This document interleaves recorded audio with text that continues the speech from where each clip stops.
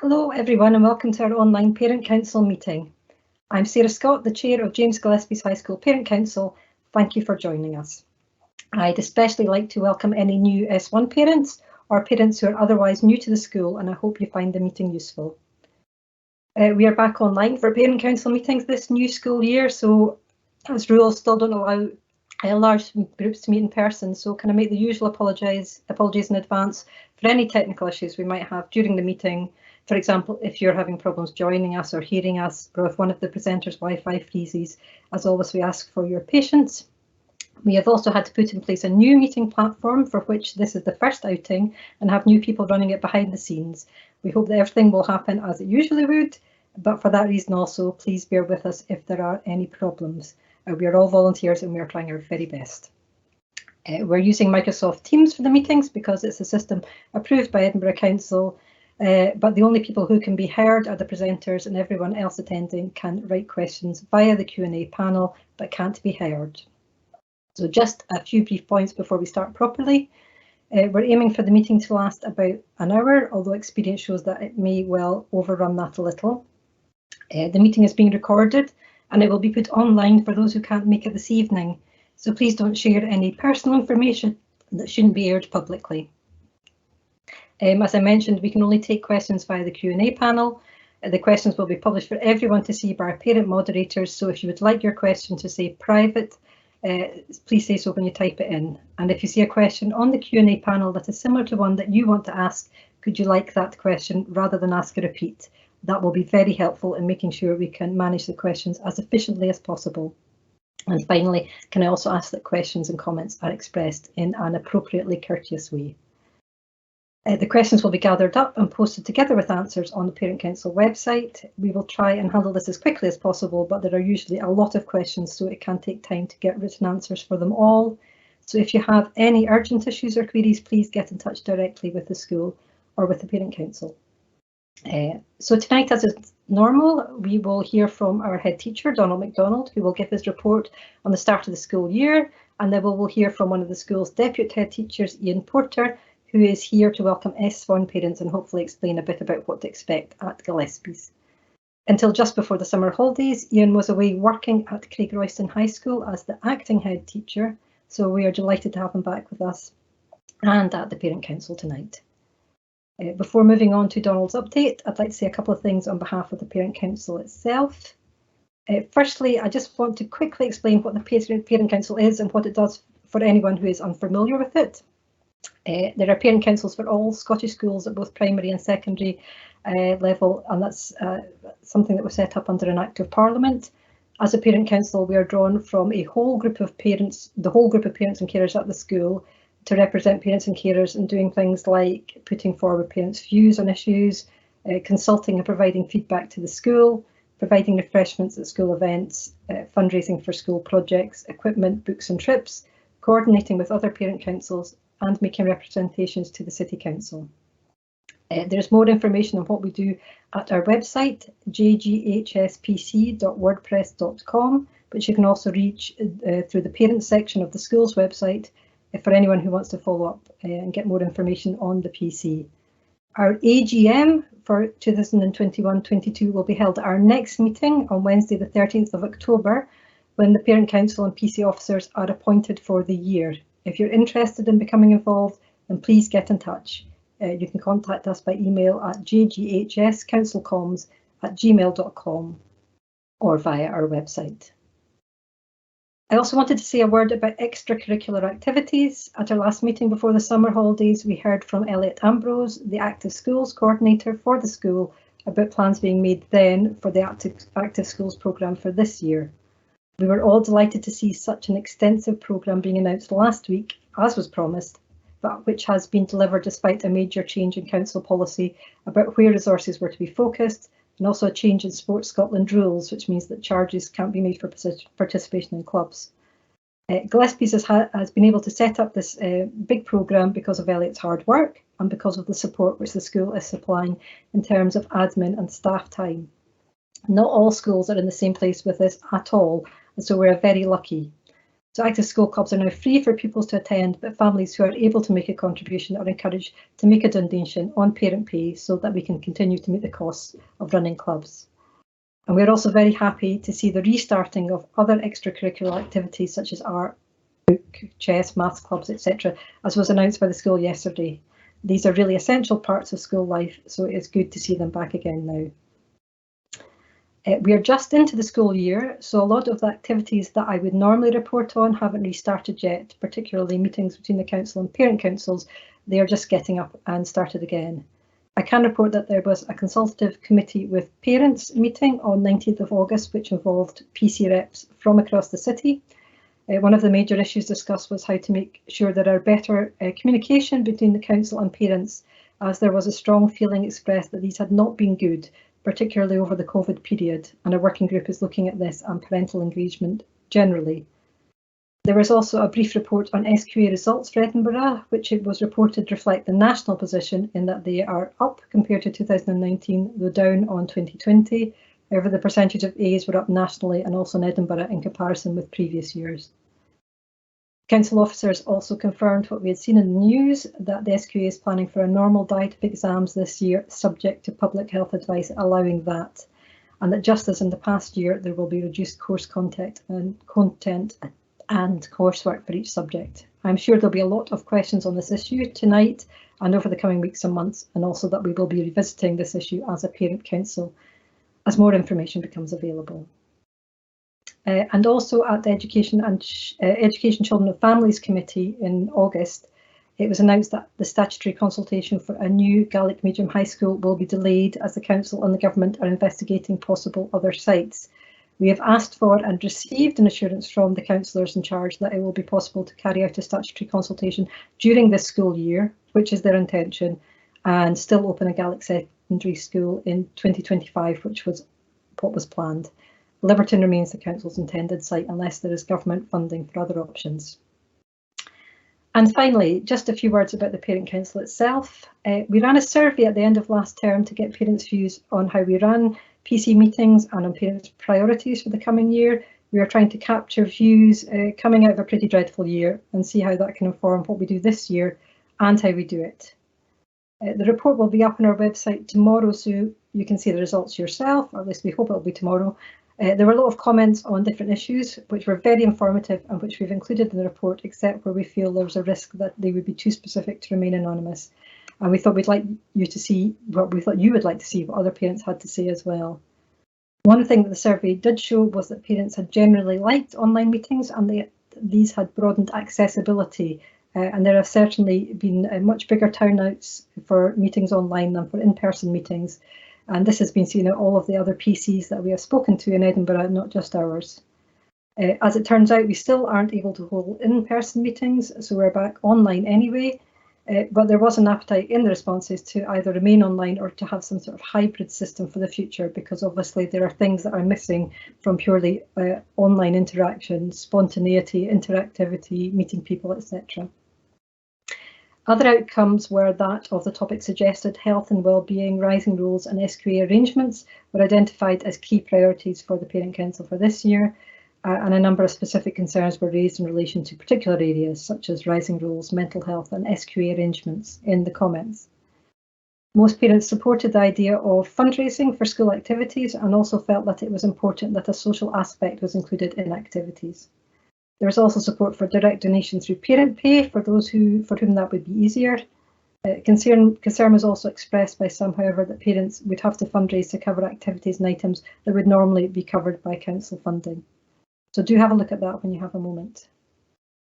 We are very grateful to everyone who offered through the survey to help both with Parent Council's groups and in other ways using their specific knowledge and expertise, and we will be in touch with you shortly about that in advance of the AGM.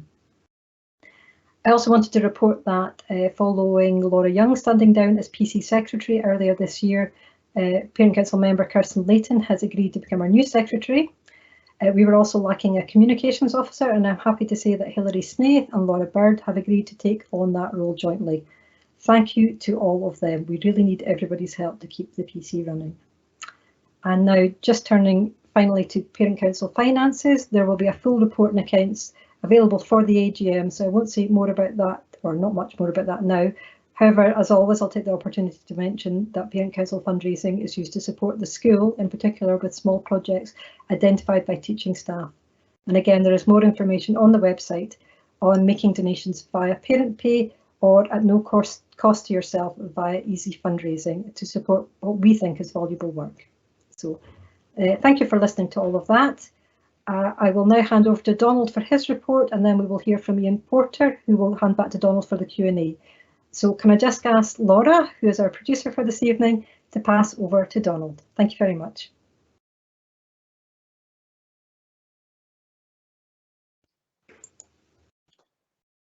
Thanks, Laura, and thanks, Sarah, for your introduction. I hope I just get a nod or a thumbs up from colleagues who I can see on screen. Can you hear me okay? Yeah, good. So hopefully those of you who are watching from home can also hear me. So, well, it's nice to be back and getting back into our routine of school after what was a longer summer break than normal. What I'd like to do this evening then is just give a general overview to begin with, and I'm going to look at COVID arrangements. I'll say something about SQA. I'll say something about settling in.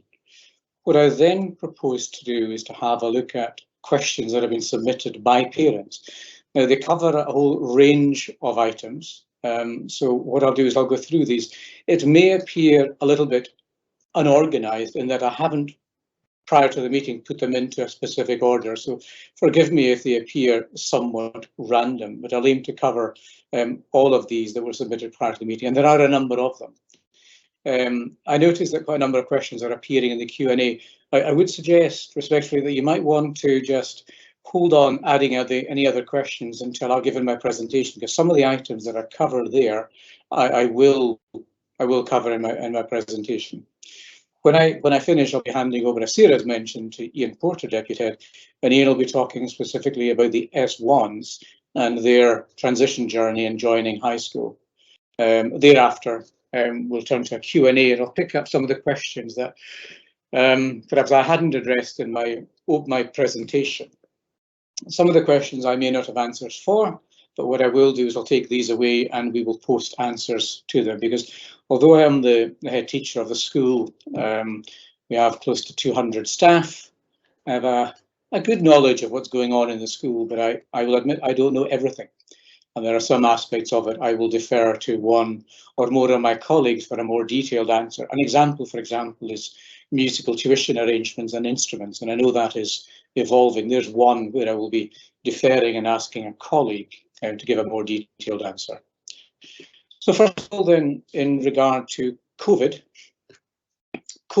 is still impacting on our school and how we operate, most visibly through staff and pupils moving around the buildings using one-way systems at changeover times. In other words, between periods and break and lunch times. It's working very well. It was a bit of trial and error 18 months ago when we started and we tweaked it. We now have a system which works. Now and again, we have to remind some youngsters, if they're distracted for whatever reason, that they should keep to the one-way system. The youngsters do really, really well, and there's a lovely atmosphere of calm around the school. Face coverings are very, very well supported. We have around 25 youngsters out of 1,600 or so who are exempt from wearing face coverings. And the odd one or two sometimes who forget there are face coverings available throughout the building, and all it needs is a gentle and kindly reminder, and that's always well received. The proof of the pudding really is in terms of the numbers that we have in terms of infections, and it's my intention to share these with you every Friday. I did do that at the end of the first week, the first Friday, and we had 15 positive cases in the school community. That includes staff and students. In week 2, that was the week that just finished, we had 13 cases, 13. This week so far, we've got 4 positive cases. And what I will do in my Friday update is I'll report on the cumulative figure for the week. I do know from conversations with other head teachers, and you may be aware in terms of press coverage, that there have been spikes in other schools. One school not far from ourselves had over 100 in one day. Touch wood, I'm hoping that we don't have that level of number, but we don't know. We're still learning about viral transmission, etc. But I'm convinced that the mitigations we have in place, they are working. And I think the most important of these, it would appear, is fresh air and rooms being well ventilated. I think it's fortunate in a sense that we have a multi-building campus. So it does mean that pupils are moving between buildings, between classes in many cases. And I think that fresh air and that refreshing of air in rooms is helping. We also have a regime of desk cleaning with disinfectant between classes. And in terms of protecting adults in the building, we ask for 2-meter distancing for adults. So we have classrooms zoned off. Every Monday morning at 9 o'clock, I make an announcement on the PA system where I cover. It's really just a reminder for those items. And I usually just also remind youngsters about movement around the community and just be mindful when they're on local transport, in local shops, etc., to be especially mindful of neighbours and members of the community who may feel apprehensive about a group of school students coming towards them. There is no social distancing, no physical distancing between school children. That's a decision that was taken at a political level. That's the one that we operate. Although currently in Scotland schools, in secondary schools, masks are worn, or face coverings, I should call them, inside the buildings at all times, including classrooms. We are in, this is a 3-week transition period, and we await further announcements from the Scottish Government in terms of what happens next. Whether or not face coverings will continue, whether further restrictions, it all depends really on the numbers testing positive. It was reasonably foreseeable, I think, that numbers would go up when schools resumed, just as it's foreseeable that numbers will go up amongst the 18 to 25-year-old population when colleges, universities resume next week. And I suspect, well, really, I'm just speculating as to what would happen next. I foresee things continuing as they are for some time, but let's wait and see as to what the changes are. But I take the opportunity of thanking everyone for your support for the various mitigations that we do have in place. I think they are working. Our numbers are, when they're in the teens across the entire community each week, then I'm pleased with that. Inevitably, then, when we talk about youngsters testing positive, there's then the question about others who may be self-isolating.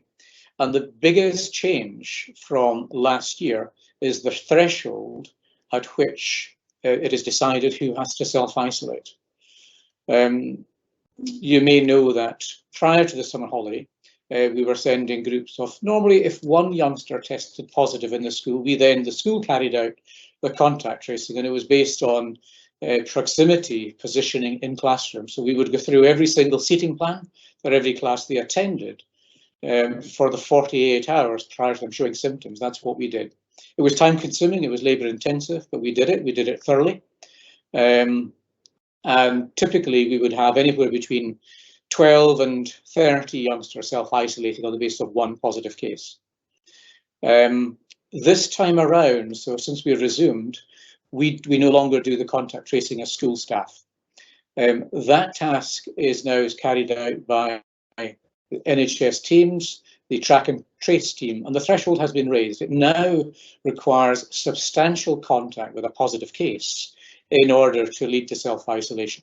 Substantial contact, an example would be if there were siblings perhaps sharing a bedroom, that I would imagine would be substantial contact. But being in the same classroom is no longer deemed to be substantial contact. And there'll be good epidemiological data to prove and to show that would be a useful strategy. And that will be reviewed, of course, as the latest figures are collated and looked at in I hope by the various scientists who advise and support the government. One of the areas that is asked about is in terms of pupils getting work when they're at home self-isolating. And we have looked at and considered whether or not we could transmit lessons at the same time as teaching live.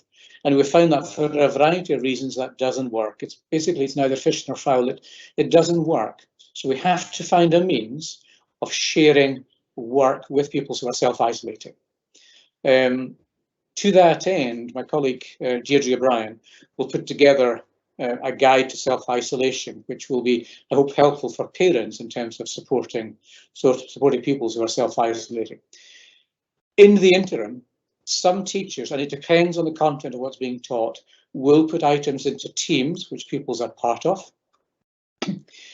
But I would suggest in the interim that the tried and tested method of old, that where youngsters have got friends in a class who have been who have attended the class, they just contact their friend who have been in the class for details of what work was covered. That would cover it in the interim. It's by no means ideal, but it would give an indication of what work was covered. We are looking at this and really keen to find a solution that works for everyone. It's not proving straightforward, but we will find a way of doing it. One of the challenges we have is trying to avoid, for example, a teacher has taught 6 periods that day, 6 different classrooms, then how to provide time for them to then add the work onto teams in addition to the work they've already done to present to classes. So there are challenges around that. I also say that currently on a typical day, in previous years, at this time of year, we would normally have 4 or 5 teachers absent. Sometimes, a child would be ill, or they would be ill, or they would be attending a training course, perhaps. At the moment, we're running at between 10 and 14 staff off per day, and 6 to 8 of those are COVID related, either staff self-isolating, staff testing positive. There's been a small number of those, but also staff who have children who are self-isolating from other schools. We then are bringing in cover for those staff. So it does mean that in classrooms, it's not always a subject specialist that's delivering that lesson. And that's not what we would wish for, but that's the reality of where we're at. Turning briefly, if I may, then to SQA. I won't go into the detail of the SQA. My colleague Bob Shanklin, who is our SQA specialist and coordinator, covered that in previous meetings. At this stage, we are planning for exams as normal next year. And that will be reflected in the dates that we will send out to you as parents later this week. The dates for reporting, the dates for parents' evenings, the date for prelims, etc. So we are planning on having the same arrangements as we had in session 2019-2020. Now, I appreciate that won't mean anything to parents who have newly joined the school, but that is the closest, where we are looking at a normal type year. There is always the possibility that numbers continue to rise and we may have some localized lockdowns. We don't know, but we have to plan, and we will consider contingencies around that. But at the moment, it's very much on exams next year, mainly through May, and we will be running a diet of prelim exams in January. That's our plan, and our schedules are going to be designed around that. We have had the first tranche of priority appeals. The results from those came back yesterday, and we had 7 in that category. None of those were granted. Mr. Shanklin will be in touch with families and the youngsters involved in those. There are the other appeals then, which were not seen as priority. They are being processed, and results will come our way in due course. Overall, SQA results were in line with previous years. We are a high attaining school. I would say that results are broadly in line. There are some variations across departments, as would tend to happen. And what I would like to say in terms of the assessment arrangements that we had this year, there were different assessment arrangements and different certification arrangements to the year before, as they were to the year before that. So for the past 3 years, we've ended up at grades for pupils in quite different ways. For this year, it was an evidence-based approach. On balance, I would have preferred that system hadn't been used. I think in the pandemic that we're experiencing, the system we used last session, which is more of a holistic judgment, which did rely on some evidence, but allowed for some teacher judgment and allowed for considerable flexibility. Professional judgment was the better system of the two, rather than going for an evidence-based system, which proved to be stressful, difficult, unpopular, difficult to manage, and caused a good deal of consternation amongst parents who were supporting youngsters who were anxious and stressed. And I apologise for that, and I apologise for the stress caused. And I'm hoping that in whatever reviews follow, that we will have opportunity to feed back and learn from experiences over the last 3 years. As I say, 3 quite different methods of awarding grades. They all have their merits, but they also have their demerits and their cons. And I think on balance that this year's system was one I would prefer to avoid in future, and that's something that I'll be feeding back given the opportunity to do that. There will, as Sarah mentioned, be some adjustments to course content over the coming year. Most of these have been published, and it's the role of subject specialists to make sure they're up to date with these and to adjust teaching schedules accordingly. And they will do that, and that will be reflected in prelims and then the final exam. And it will vary enormously across subjects, and we are bound to follow those. There may be supplementary questions that people may have about SQA, which I can cover later.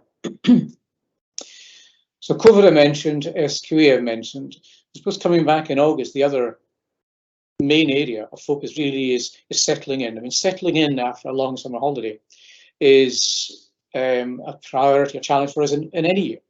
And especially so this year, because given the trials and tribulations of lockdown and restricted numbers in schools, in a school prior to Easter, and then the return that we had with all the SQA challenges throughout May and June, it's been a more challenging year this year. And staff have worked extraordinarily hard to try and make it as smooth as possible. And we're continuing with that settling in. And my colleague in Porter will be speaking after me, will say more about the S1 in particular. But we recognise that this was a much bigger transition than for P7 into S1. This was an enormous transition for S2 into S3, starting their certificate courses, S4 into S5, starting many of them doing hires, S5 to S6 and so on and so forth. And we also have many youngsters who have chosen to enrol at Gillespie's from a variety of different schools and countries. So transition is ongoing, and we do a level best to support one and all as part of that process. Okay, so getting back to normal, whatever that normal means, it will be a new normal. I have no doubt that there'll be aspects of how we've developed our practice over the last 18 months that they will feature going forward. IT will feature differently and strongly. I have no doubt in learning and teaching moving forward. I think we've learned a lot in terms of how we can use and utilise IT, and I think the moves by the City Council to issue iPads to all secondary students eventually, but currently it's with senior pupils, will augment what we currently do. We have been part of a pilot where youngsters could bring their own devices using school Wi-Fi. That will continue for the foreseeable future, so that youngsters can use their own devices as part of support for their learning. And that would appear to be working well. Sarah mentioned excursions and extracurricular. We did do a lot of work on that prior to the summer in terms of getting set up, and thank you to Lisa Sutherland and the Parent Council for working with us on that. Extracurricular is a hugely important part of a school. It's an enormously important part of a school. I know when parents are looking at us as a prospective school, they'll look at what people are saying online, they'll get a feel for the school, our ethos, our discipline, they'll look at our attainment and achievements, but they will also look at our extracurricular. It is enormously important. And I think that extracurricular is probably a bit of a misnomer.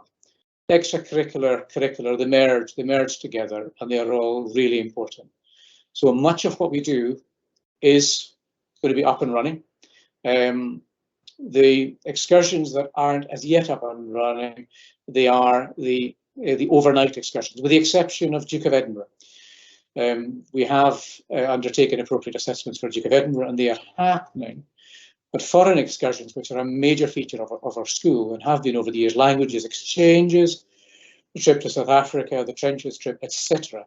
We don't have a green light to resume those as yet, but I know that work is going on behind the scenes to look at how we might resume these in future. What I'd like to do at this stage then is turn to the questions that parents have presented. So I'll go through those. There were a number of questions in relation to maths and information from maths. So I have a statement, an email I received earlier from Ben Lewis, who, give his credit, is very good at communicating with parents. And Ben is our head of maths. And again, it was in response to feedback over previous years that we did change how we do things in maths. I mentioned earlier in regard to foreign exchanges, linking with other schools. We have 6 international partners that we link with, and we learn from each other. But we have example, we dramatically overhauled our maths curriculum in response to visits to principally Hong Kong and China some 5-6 years ago. That led to major changes in how we deliver maths. One of the changes we made was in relation to expectations of youngsters when they join us in James Gillespie's high school. If I go back some 10 years ago, when youngsters joined us in S1, it was estimated that around 65% of the cohort would be aiming for National 5 maths at the end of S4. So 65% or so would be aiming for National 5 maths at the end of S4. Typically, between 56 and 60% achieved that. I have to admit, I was disappointed with that. So we changed things, and visits to other countries helped galvanise and reinforce our thinking. We now aim to have 95% of our S1 intake aiming for National 5. It's 95%. They may not all make it. By golly, we will support to ensure that they will make every effort to get there. So high expectations then is really, really key. So too, of course, as a school, are high levels of support. And support covers everything from the support in the home to support that we offer in school. When I talk about my school with parents, I talk about really effective schools having 3 main pillars. High expectations, high levels of support, and excellent levels of learning and teaching. And in the midst of all that is the network of relationships that makes everything happen. So those 3 things then, and the network of relationships, for me, are what constitute an excellent school. They're the ones that I build my school on and aim to develop it on. Turning to maths then. So Ben Lewis tells me emails have so far gone out to S1, 3 and 4. All math courses are in the final stages of being adjusted as a consequence of previous changes made related to COVID and or S2A course changes. S3 and S4 pupils already have been given an updated course document with links to revision materials such as videos, notes, and exam questions. S3 and S4 parents have also been emailed in relation to planned assessment dates prior to Christmas.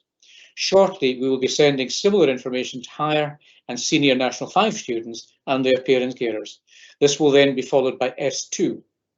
S1 parents were emailed yesterday in relation to class groupings, and information about the S1 courses will be placed on pupil teams in due course. Parents do ask about getting access to teams on the various resources. I would really love to have that facility available. As it stands at the moment, the access to the resources is for pupils. So for parents to access the resources, it would be via their child's login. So that would be how you would access the resources to support your child. We would like to have a facility where we can share the resources on an open platform for parents. Such a platform exists. It's called Show My Homework.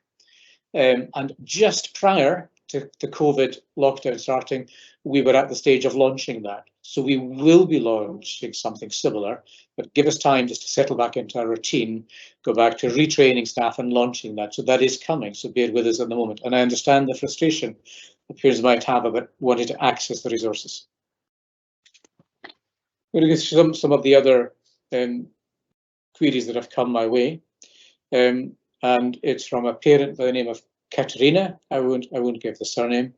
And this was to do with the amount of homework and the amount of study expected of an S2 pupil. Could the school give us a rough idea? So in response to that question, what we will do is we will reissue to parents the homework guide that was developed some 5 years ago and shared with the school community then. So we will reissue that. We will update it. We'll have a look at that, and we will reissue that to parents, which gives the expectation and the guideline as to homework expectations across the school from S1 through to S6. And it does increase in terms of time commitment as you move through the school, as one would expect. Okay, so that I hope responds or answers the question on homework.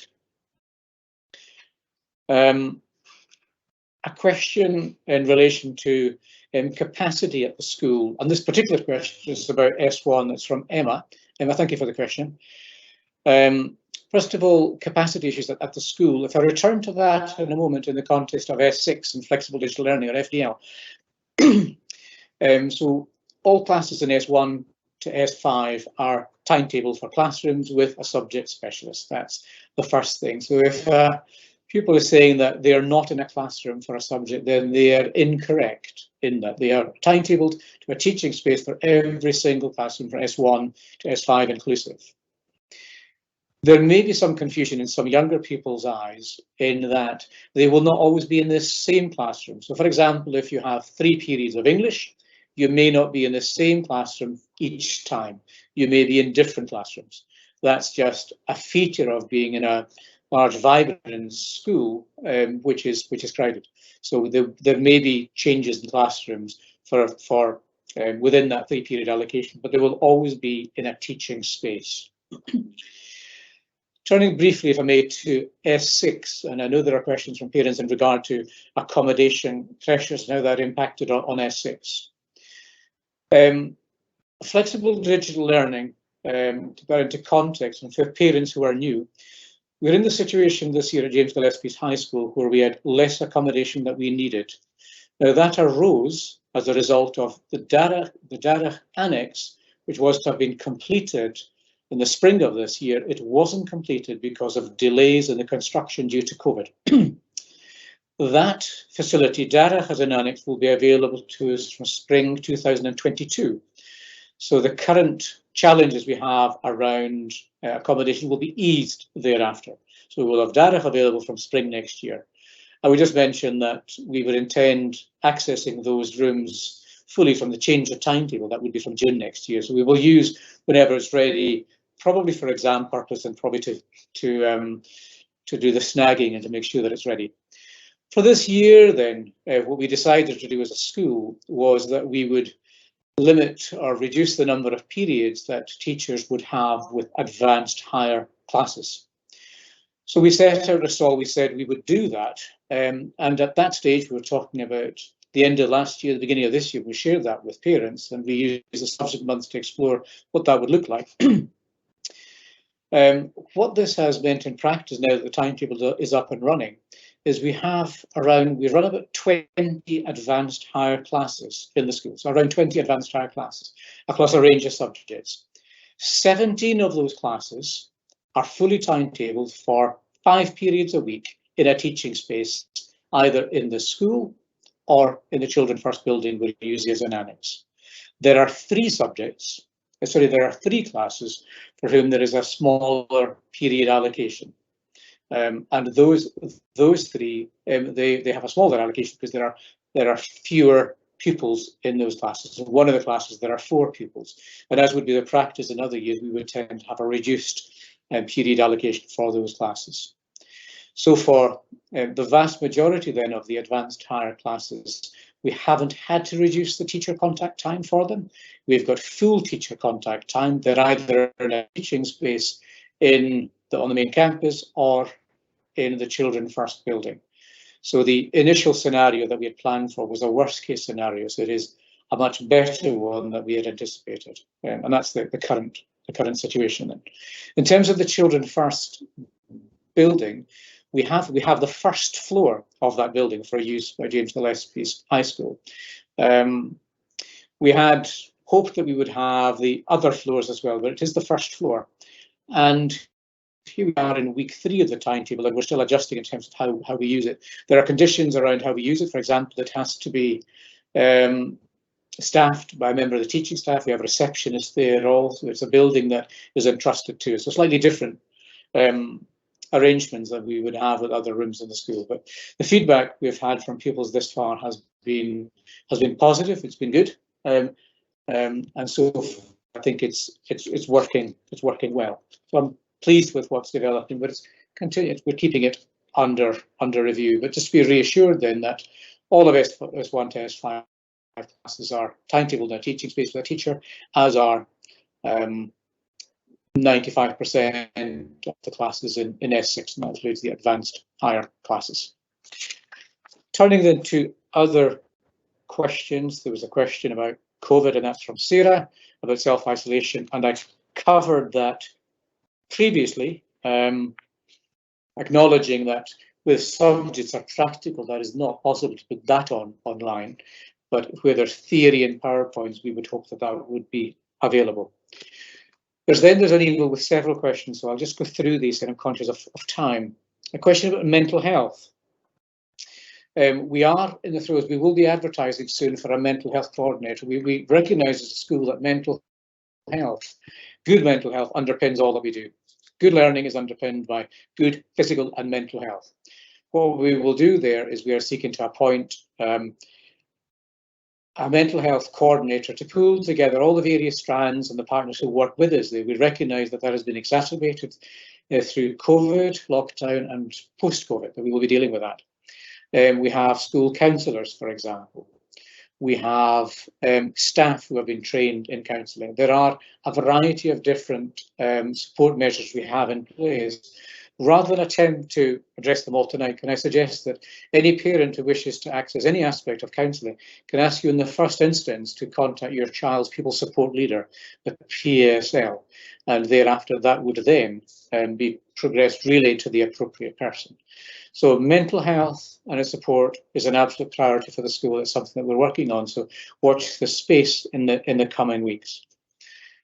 Active schools and extracurricular I mentioned before. COVID rules I've discussed. SQA I have covered. S6 arrangements, just in terms of access to spaces and so on and so forth. If there are any S6 students in your family who at the moment are unsure where they would go for a quiet study place, could I ask you to contact Mrs. Laura Stewart. She's overseeing that part of the work, and that's ongoing piece of work. We do not have, for example, a social space, a designated social space for S6 in the school. At the moment, the social space come working space, they tend to merge into one. So we are working with Pupil Voice, and Mr. Stewart, Mr. Porter also works with Pupil Voice, look at how best we can utilise the space that we have, and we'll find a best solution. You know, one always aims to find the ideal solution, but that utopia I find quite elusive when I'm working in schools. We will find a best solution, and we will continue to work at reviewing what it is that we are doing. There was a specific question in relation to S1 and what open learning meant. For some S1s, there's a specific question about open learning. S1 pupils are rotated for example, home economics, as it was called, DT. So for some pupils on the rota, they will have a period which is open learning. There we will cover study skills, we will cover expectations, we will cover an opportunity to how they manage homework and so on and so forth. So it's general study skills, and they will have a subject specialist with them then. There is a question about instrumental tuition, and I will admit that I don't have the detail this evening about the myriad strands to instrumental tuition, but I will give a fuller response either with my Friday update or when we post these on the Parent Council website in the next. It usually takes a couple of weeks from the completion of this meeting to updating that, but it's one that I'm aware that parents are asking about. And I'm thinking of all the pre-prepared questions. These are the ones that I was presented with. So shortly before I hand over to Ian Porter, I will be now looking at the Q&A that's appearing and trying to address any of the items that are coming through there, or items that I've missed or not explained properly. So may I at this stage invite Laura, who is operating behind the scenes, to hand over to Ian Porter. Thank you.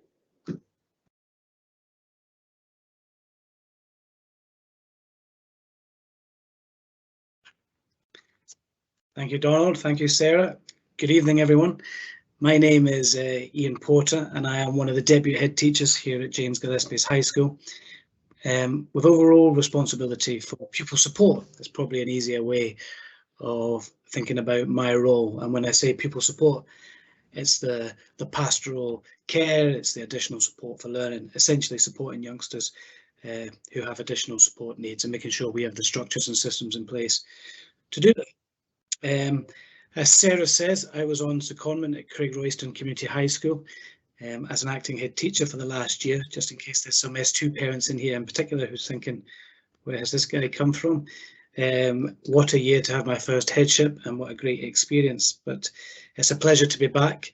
I think I'll be stronger for it, hopefully. And I thank you, Sarah, and members of the James Gillespie High School community for your warm welcome and your kind words. So with my pupil support hat on, I just wanted to share a few key messages regarding the new S1 transition.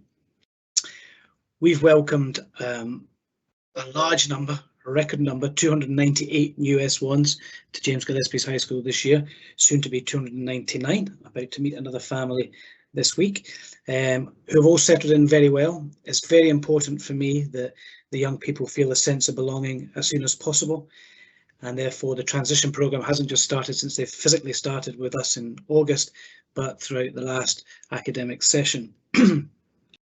For example, in the summer term there, we had an enhanced transition programme for those who had been identified with additional support needs, where it would help them to have that enhanced programme to familiarise themselves with the school, the staff and the systems before the majority of the young people joined us in the middle of June.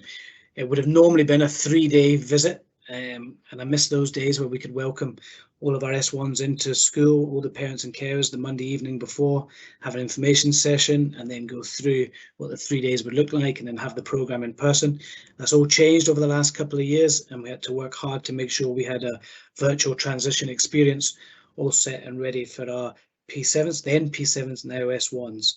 So with partnership with our active schools, we had 4 days in the week in June where we met the parents and carers online, had an open question and answer forum very similar to this tonight, and then we had a 3-day learning experience that week. The next step is to carry out an evaluation from all our pupils and parents and carers of our S1s to find out how we could improve. I hope we're not in the same situation next summer and we could have an in-person transition visit, but if we are, we need to be best prepared for that.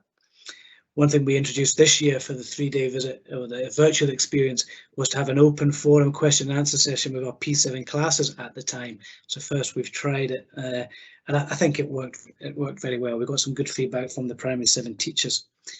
So then with the 298 new S1s starting in August, we really depend and value the support of our S6s. We had 70 befrienders. So by being a befriender, they were trained, they'd come in during their own holidays and were trained by staff to be befrienders. But that role entailed them being welcoming all our new S1s, making sure they're in the right groups, in the right classes, and escorting them around the building. The parents of S1s here tonight will know that one of the biggest fears our new S1s have every year actually is getting lost around the big building. So having those S6 befrienders who are great role models and great ambassadors for the school, showing the pupils to each class, has been a real valuable source of support. Donald touched on the pupil support leaders, and as I say, I line manage the pastoral care and the additional support for learning at the school. Caseloads, with the school roll going up, caseloads have gone up. So with our pupil support leaders who provide the pastoral care, they have approximately 300 in their individual caseloads. So I just wanted to take this opportunity to share that with parents and carers, and to say that in the current policy, if you're trying to communicate and reach out to the pupil support leader, who would be your first point of contact, we have a 3-day turnaround. Hopefully we can return and reply to any communications before that, especially depending on the certain nature of what it's about. But generally speaking, it's a 3-day turnaround, and we ask you to try and be sympathetic towards that, as I say, with the increasing roles and caseloads. In terms of, I saw a question in the chat about who to contact, and I think Donald touched on it, that the pupil support leader for the community would be your first point of contact. Thereafter, if you're not getting the turnaround that you're hoping for, you would then come to the community head, and then thereafter it would be myself, and thereafter Donald. So you would have a layers of different supports that are there to help you. I did notice tonight, and this is embarrassing admission on my part, that the pupil support, which has gone through a restructuring last session and is now looks differently, hasn't been updated on our website. So I will get to work on that as soon as we are back in. The last thing I wanted to touch on, I've mentioned the S1s and their transition so far. We are very big at James Gillespie's High School on the values. So with our new S1s and all pupils, we talk about respect, kindness, integrity, inclusion, and high expectations. And we make no apologies for reiterating those key values over and over again, and respect and kindness in particular is how we like to operate as a school. And I think our S1s, I miss the opportunity of having S1 assemblies and reinforcing these messages, but we'll find creative ways of doing so. And I want to finish with a special mention for our S6 pupil voice. We don't have a head boy or a head girl, but the pupil voice at James Gillespie's is hugely important, and it's a pleasure for me to work alongside our pupil voice, which is a group of 10 young people who have gone through a rigorous recruitment selection process from last year's pupil voice, actually, filling out application forms and coming to interviews and being selected. So it's a rigorous process, and I meet with them once a week to look at what the pupil voice priorities are moving forward. They will also, in turn, now that they've been appointed, will set up the structures for the pupil council, which is basically gathering pupil reps from each class and working on how they will work together to ensure it all feeds into how we try and move the school forward and make improvements, because that is central to what we do. I think that's all I had to cover tonight, and I know there's a lot of questions you want to do for the Q&A, so thank you for your time and your ears, and I'll pass you back to Sarah, please.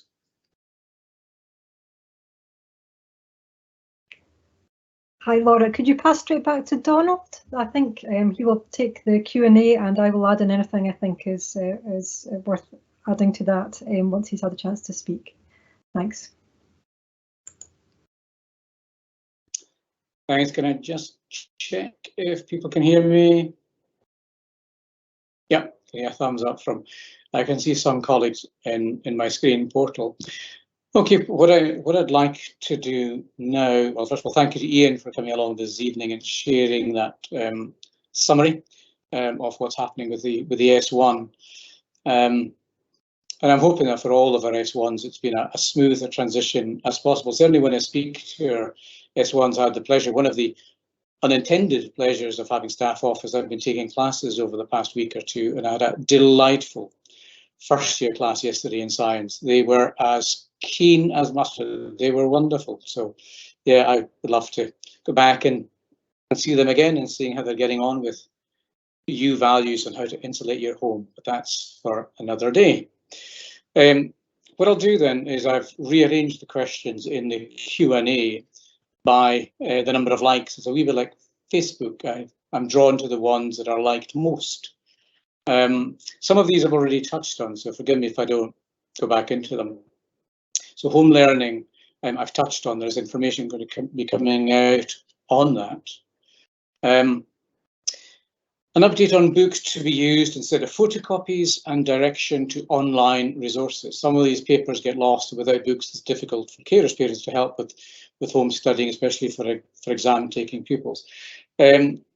Acknowledge that, and there has tended to be, not just in our own school but other schools, a move away from using textbooks, a whole variety of reasons around that, and instead a move towards having materials online. As I mentioned earlier, materials we put online, youngsters, pupils can access them via Teams.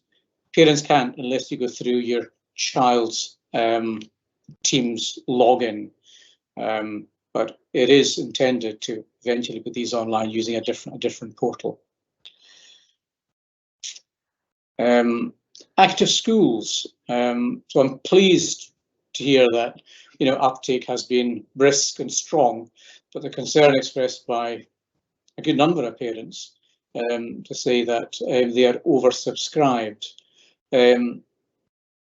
What I'd suggest that happens there is that's one for Elliot, and we'll work closely with Elliot, our active schools coordinator, to have a look at where they're oversubscribed, and where we can, we will offer additional classes. And to that end, then a plea for parents, if there are any parents listening in, and if you have some interest and some ability to come along and coach or get involved in these clubs, then please get in touch with Elliot. We'd be delighted to have you along. That's one way of developing additional capacity. We will also then look at bringing in additional coaches where we can.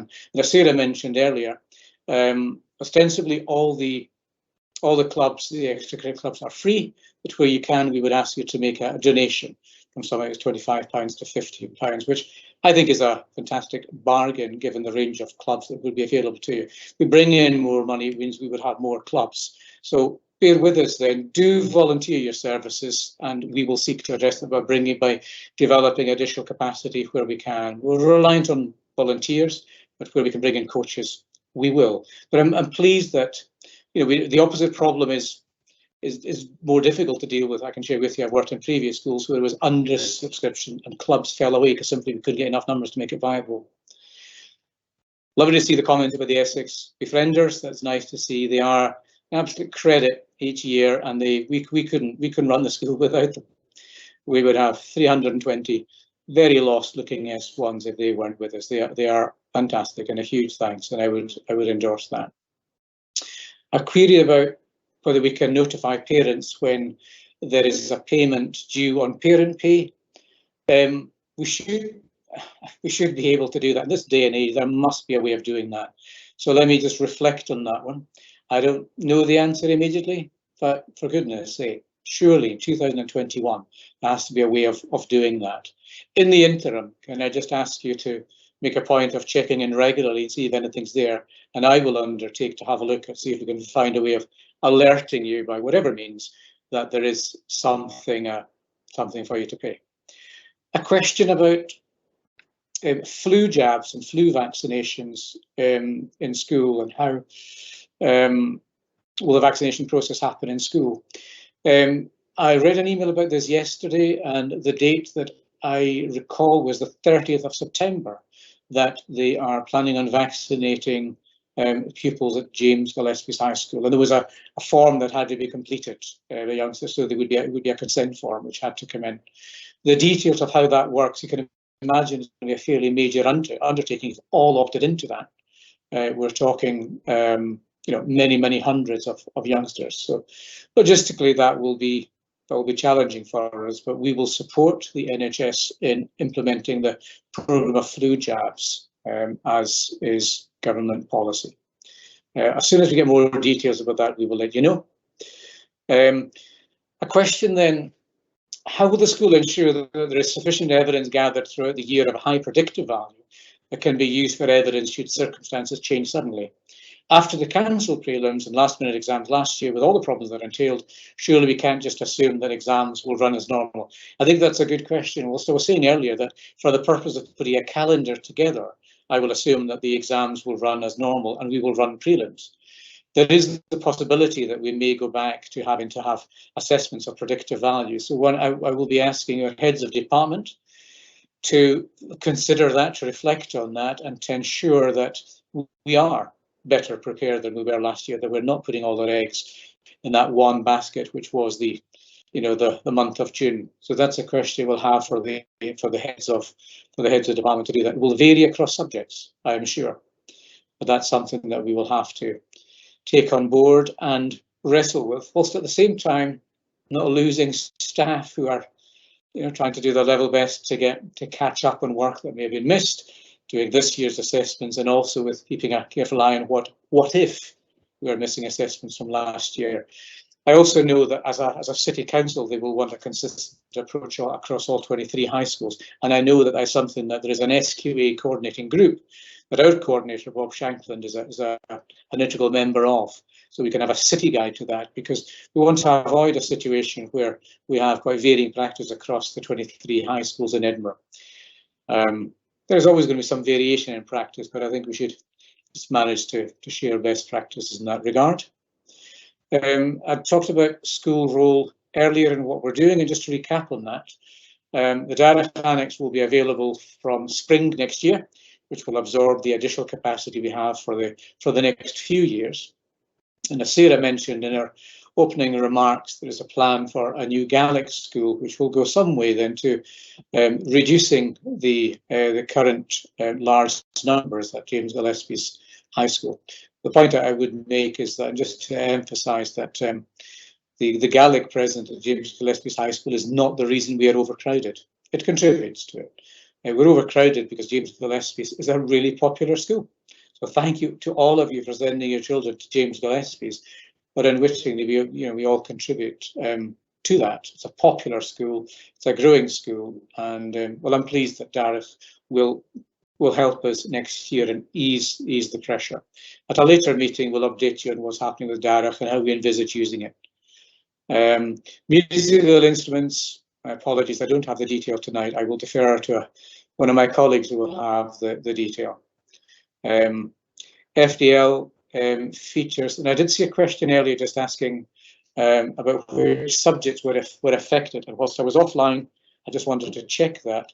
I mistakenly said there were 3 subjects. There are 4 that have a reduced period allocation. They are statistics, which has 11 students in it, geography with 5, French advanced R with 7, and PE with 10.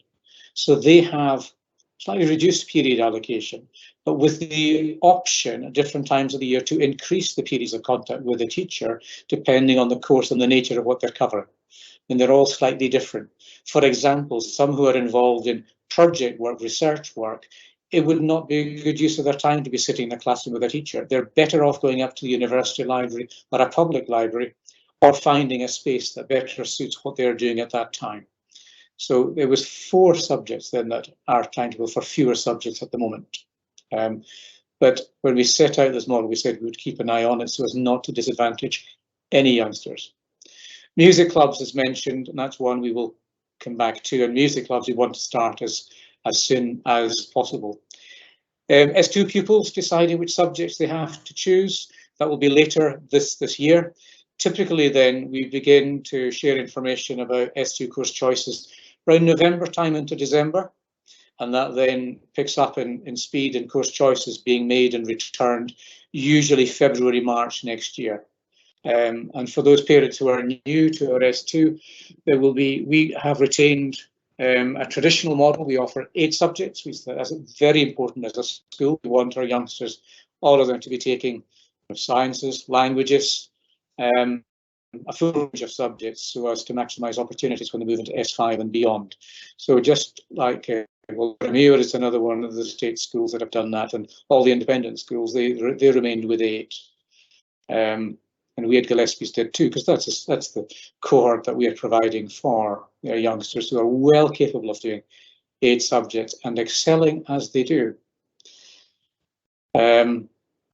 I'm looking through, I think I've covered all the questions. There's no point in me repeating stuff, and I'm going to hand back to Sarah at this point. And Sarah, if there's anything I've missed or you want me to come back on, please alert me. Otherwise, I'll close off there and really hand back to you. Thank you.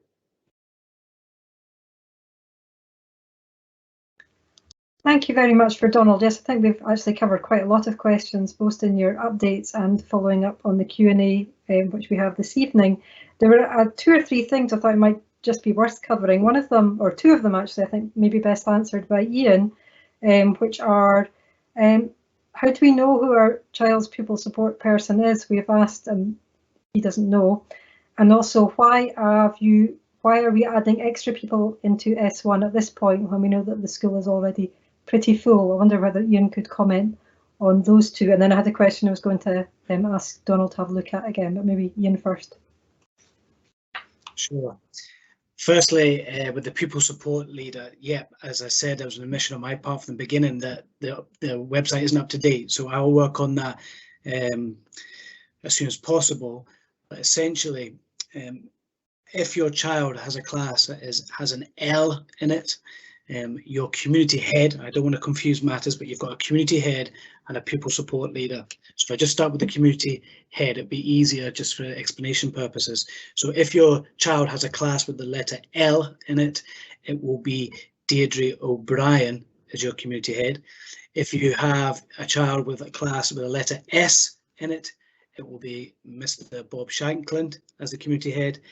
and if you have a child with the letter R in it, the community head will be Jeff Warden.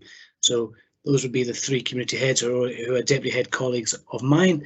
But the pupil support leaders, it gets a little bit more complex, and I'm probably not brave enough to explain it just now, but I would rather put it in a diagram and share it as soon as possible. So bear with me and I'll get to work on that. In regards to the S1s, we are given a cap from the city centrally to say how many S1s we can have at the school, and from time to time some may move out, some may move in, but we try and fill our quota for our catchment children for S1s. So we do have a space, and that's what we're doing. So, but there will be a limit, and we can't pass that. But at the moment, and I know it sounds strange when we talk about the busyness and the capacity of the school, but within each particular year group there is a quota, and at the moment we will be, by the end of this week, full in S1. I hope that answers that question. Thanks very much for that, Ian. That's very helpful. And I was just going to ask one last question to Donald, which came from the Q&A panel, which is about how the school and the school curriculum deals with anti-racism. That might be quite a big subject that you would want to give some consideration, but is there anything you can say this evening about that? I'll come in there first, and Ian. In fact, Ian leads on anti-racism in the school. So if Ian comes in at that point, and I may choose to supplement on that. So Laura, if we can move the focus back to Ian, please, for this one. So I've mentioned that part of my remit is pupil support, but in technical terms, it comes down to inclusion, equalities and well-being. That is essentially my remit areas. So the anti-racism work will fall under my umbrella, and I'm pleased it does. As you know, I've been out last year from James Gillespie's, but we have a staff equalities team, and we also have one of our key 4 priorities in the school is looking specifically at anti-racism work. So there's a mixture of things going on. I should also add to that, we have a pupil, when we talk about the extracurricular clubs that go out, and that's not just sport and music, we also have an anti-racist pupil-led group, I'm pleased to say. So, and we are linking in with partners, Intercultural Youth Scotland, who have been working with a few schools across the city on looking at things like decolonisation of their curriculums. So we have a meeting with Intercultural Youth Scotland next Monday at 4 o'clock. We've also been very fortunate to have one of our parent carers who's been supporting us with our anti-racism work last year, and I look forward to working with her. And we would welcome also more volunteers. If there's a particular interest, passion that you want to get involved with this side of our work, then it'd be great to hear from you. So we are moving forward with one of the main goals this year of looking to decolonizing our curriculum, but there's other aims too. But there's a lot of work going on in the background, and hopefully that gives a flavour of it. Thanks very much. Thanks very much for that, Ian. I think that Donald would like to add something else after that. Thank you.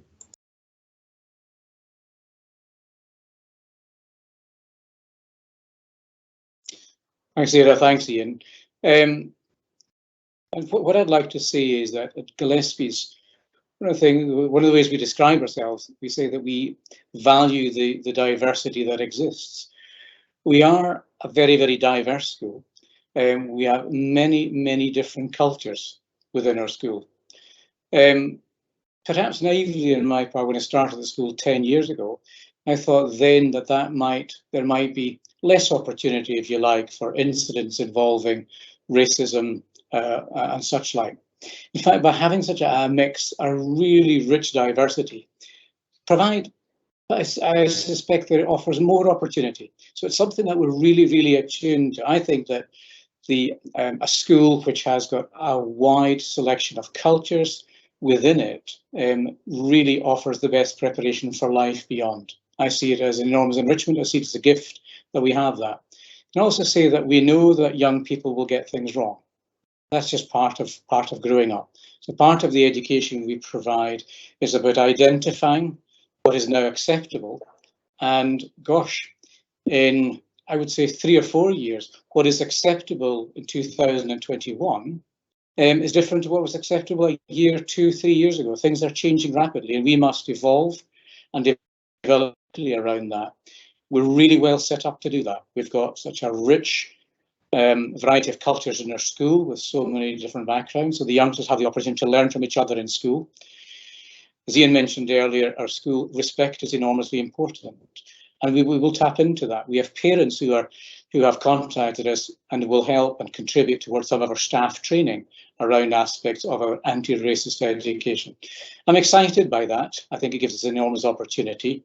I know that things will go wrong. I know that youngsters will get it wrong. And as staff, sometimes we get it wrong in terms of sometimes the words we may use or the descriptions we use. We're learning, but we're willing to learn and we're keen to learn. And most of all, we're really keen to ensure that all the young people are ready for the world that awaits them. It's a multicultural, diverse world, and we'll do our best to get them ready. And we appreciate parental care support in playing your part in that. Thank you, Sarah.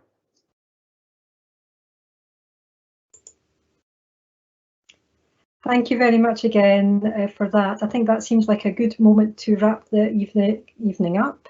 To thank everyone for joining us and for all of the questions that have been asked. I think we've done a fairly good job of answering a lot of them, but as I mentioned at the beginning, the questions will be captured and posted on our website with answers once that can be prepared after the meeting. I'd like to thank Donald and Ian for their updates and for answering the questions. It is always valuable for parents to hear direct from school staff about what is happening at the school and why it is happening, and that's especially true in a time when things are not yet back to normal and everything is subject to regular change. To everybody out there, this is just a final reminder that our next meeting will be our AGM. It will be on Wednesday the 13th of October. We will send out more information nearer the time, but if you are interested in tolerant and being involved in the Parent Council, we'll be delighted to have you. Please get in touch. So thank you very much to everybody and good night.